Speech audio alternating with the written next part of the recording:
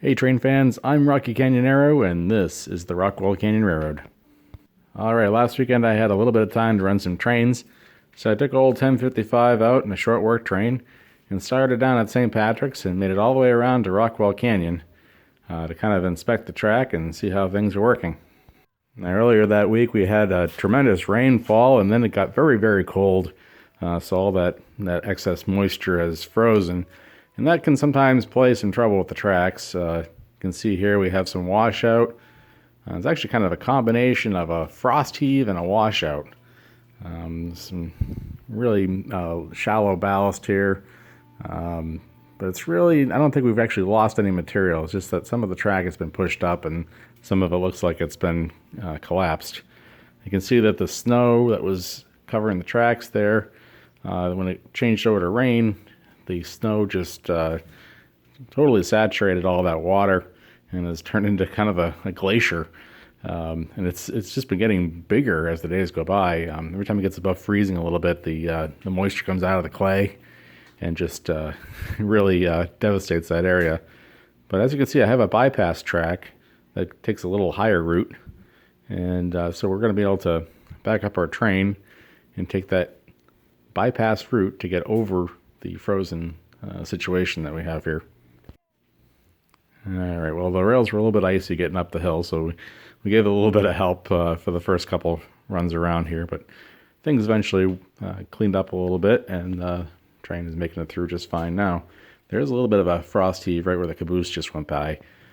So really the only issue is that there's fairly high clay content to the soil over there, and once it gets saturated with water it's hard for it to get out.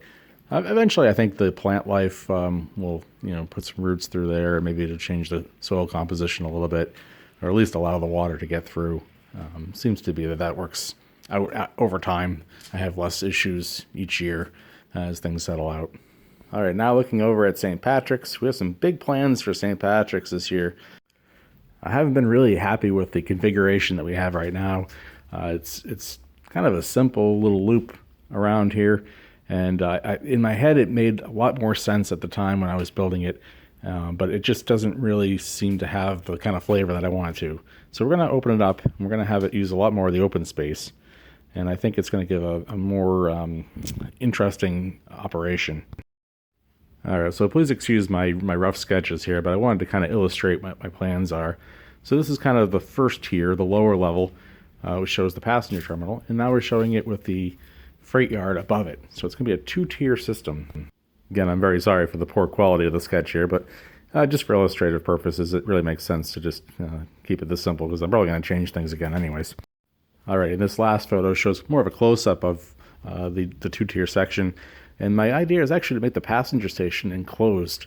I want to be able to actually park the passenger train in there and actually have it be able to be, almost weather safe. So if I'm down there with all my passenger cars, I can actually leave them in the passenger station without having to worry about them getting wet. And much of that terminal will be outside as well, so when passenger trains are parked there, you'll be able to see the passenger trains like they are at a big, city terminal. The engines and most of the cars will probably be outside in the terminal anyways, given how long the track's going to be. All right, thanks so much for watching, everyone. Hope you enjoyed the episode. My name is Rocky Canyonero, and that's how we do trains around here.